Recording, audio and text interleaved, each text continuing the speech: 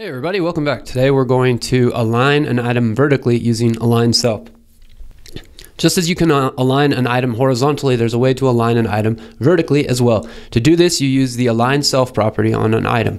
The property accepts all of the same values as justify self from the last challenge.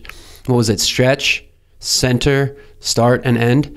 I think that's right. We want to align the item with the class item3, and they've conveniently opened it up for us. And we want to say justify self?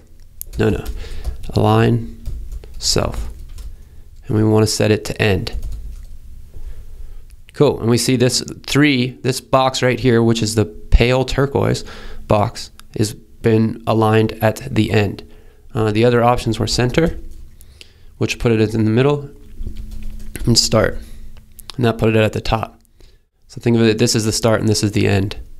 We also have stretch, but that's default. So we would only use this if we're trying to adjust some other competing one. Anyways, the way that they want us to do it this way is to do end. So if we run the test, we'll see they pass. Thanks for watching. We'll see you in the next lesson.